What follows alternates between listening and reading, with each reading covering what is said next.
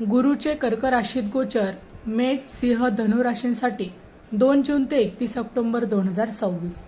आज आपण अग्नितत्व राशींसाठी म्हणजेच मेष सिंह धनु राशीसाठी गुरु महाराज काय उपहार घेऊन येणार आहेत ते पाहणार आहोत। अग्नितत्वांच्या राशींसाठी ज्या सध्या शनीच्या 7.5 किंवा 2.5च्या प्रभावाखाली आहेत त्यांच्यासाठी हे गोचर एक संजीवनी ठरणार आहे। चला पाहूया हे गोचर नेमका काय बदल घडवून आणणार आहे। मेष राशीसाठी गुरुचं हे गोचर म्हणजे 7.5तून अलगद सावरणारा हात आहे। मेष राशीला सध्या 7.5चा काळ सुरू आहे, पण गुरुचे चतुर्थ भावातील आगमन घरामध्ये आनंदाचे वातावरण निर्माण करेल।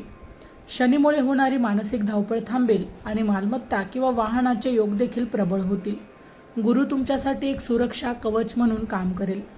मालमत्ता, जमीन किंवा वाहन खरेदीचे योग येतील। घरात नूतनीकरण किंवा सजावटीवर खर्च होईल, पण हा खर्च भविष्यात गुंतवणूक ठरेल। मानसिक दृष्टीने मनाला शांती लाभेल, घरगुती वादांपासून सुटका होईल आणि कौटुंबिक वातावरण आनंदी राहील।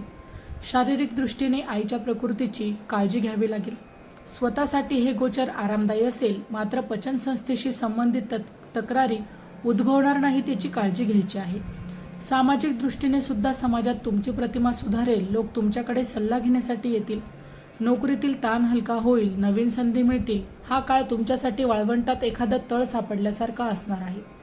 जे विद्यार्थी स्पर्धा परीक्षेची तयारी करत आहे त्यांना मोठे यश मिळेल। अभ्यासात एकाग्रता वाढेल। सरकारी नोकरीसाठी प्रयत्न करणाऱ्या विद्यार्थ्यांना हा काळ सुवर्ण संधी देणारा ठरेल। शिक्षकांचे आणि पालकांचे उत्तम सहकार्य लाभेल। एन्जॉय करा, आनंदी राहा। सिंह राशीसाठी शनी सध्या अष्टम भावातून, ज्याला आपण अष्टम शनी म्हणतो, हे स्थान अडथळे आणि अचानक येणाऱ्या अडचणींचे मानले जाते। गुरु जेव्हा कर्क राशीत 12व्या भागात प्रवेश करेल तेव्हा त्याची दृष्टी सिंह राशीच्या चतुर्थ, 6व्या आणि 8व्या भावावर पडेल। शनीमुळे जे आरोग्याचे प्रश्न आणि गुप्त शत्रूंचा त्रास होत होता त्यावर गुरुच्या आशीर्वादाने तोडगा निघेल। गुरुचे हे गोचर शनीच्या नकारात्मक प्रभावाला मर्यादित करेल आणि तुम्हाला संकटातून बाहेर पडण्यासाठी योग्य मार्ग दाखवणार आहे। खर्चात वाढ होण्याची शक्यता आहे, मात्र हा खर्च शुभ कार्यासाठी किंवा धार्मिक कार्यासाठी असेल। परदेशाशी संबंधित कामातून धनलाभ होऊ शकतो। मानसिक दृष्टीने अध्यात्माकडे ओढा वाढेल। एकांत शोधण्याचा प्रयत्न कराल। कधी कधी विनाकारण चिंता वाटू शकते, पण ध्यानधारणा केल्यास फायदा होईल। शारीरिक दृष्टीने झोपण्याच्या तक्रारी जाणवू शकता। डोळ्यांची काळजी घेणे आवश्यक आहे। धावपळीमुळे थकवा जाणवेल। सामाजिक दृष्टीने समाजात गुप्त शत्रूंपासून सावध राहावे लागेल, मात्र तुमची परोपकारी वृत्ती लोकांना तुमची दखल घेण्यास भाग पाडेल। नोकरीत अचानक बदल होतील, बदली होईल। या काळात अनाथ आश्रमात नक्कीच दानधर्म करा, त्यातून न सुटणारे प्रश्न सुटतील। जे विद्यार्थी परदेशात जाऊन उच्च शिक्षण घेण्याचे स्वप्न पाहत आहे त्यांच्यासाठी हा काळ अत्यंत अनुकूल आहे। स्कॉलरशिप किंवा शैक्षणिक कर्जासाठी केलेले प्रयत्न यशस्वी होतील। स्पर्धा परीक्षेत शनीच्या प्रभावामुळे येणारे अडथळे गुरुच्या कृपेने दूर होतील। अभ्यासासाठी घरापासून दूर जावे लागण्याची शक्यता आहे, पण ते फायद्याचे ठरेल। अति काळजी टाळा आणि वर्तमानात जगा।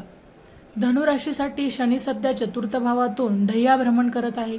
यामुळे कौटुंबिक कलह आणि मालमत्तेचे प्रश्न निर्माण झाले असतील, तर गुरुचे अष्टम भावातले गोचर धनु राशीसाठी आध्यात्मिक दृष्ट्या खूप प्रबळ आहे। शनीमुळे होणारी घरगुती अशांतता, शनीच्या ढय्यामुळे जे काम मंदावले होते त्याला गुरुच्या उच्च राशीतील भ्रमणामुळे गती मिळेल। विशेषतः वडिलोपार्जित संपत्तीच्या वादातून तुमची सुटका होऊ शकते। अनुवांशिक आजार असतील तर त्यात खूप सुधारणा होतील। अनपेक्षित धनलाभाचे योग आहे। वारसा हक्काने मिळालेली संपत्ती किंवा विम्यातून पैसा मिळू शकतो। गुंतवणुकीचा विचार करताना तज्ज्ञांचा सल्ला नक्की घ्या। मानसिक दृष्टीने गूढशास्त्रे, ज्योतिष किंवा संशोधनाकडे तुमची रुची वाढेल। मानसिक दृष्ट्या तुम्ही थोडे गंभीर आणि अंतर्मुख व्हाल। शारीरिक दृष्टीने आरोग्याबाबत बेजबाबदार राहू नका। जुने आजार डोके वर काढू शकतात, त्यामुळे नियमित तपासणी गरजेची आहे। सामाजिक दृष्टीने तुमच्या बोलण्याकडे लोक लक्ष देतील। समाजात तुमचे वजन वाढेल, पण तुम्हाला प्रसिद्धीपेक्षा कामात जास्त फोकस करायचा आहे। संशोधक, PhD करणारे किंवा गूढशास्त्र शिकणाऱ्या विद्यार्थ्यांसाठी हा काळ जॅकपॉट सारखा आहे। तुमची तर्कशक्ती आणि विषयाच्या मुळापर्यंत जाण्याची वृत्ती वाढेल। शनीच्या ढय्यामुळे येणारा आळस दूर सासून तुम्ही अभ्यासात मग्न व्हा। कठीण विषयात प्रगती होईल। आळस हा शत्रू समजून त्याच्याशी लढायचा आहे। शनी जरी कर्माची फळं देत असला तरी गुरुची ही उच्च स्थिती तुमच्या आयुष्यात सकारात्मकता, स्थिरता, मानसिक शांतता घेऊन येणार आहे। हा काळ धैर्याने पुढे जाण्याचा आणि गुरुच्या आशीर्वादाने प्रगती साधण्याचा आहे। माहिती आवडली असेल तर अवश्य शेअर करा. अशाच प्रकारचे नवनवीन आध्यात्मिक विषय माहिती जाणून घेण्यासाठी आमच्या लाईफ प्रेडिक्टर या यूट्यूब चॅनलला अवश्य सबस्क्राईब करा. धन्यवाद.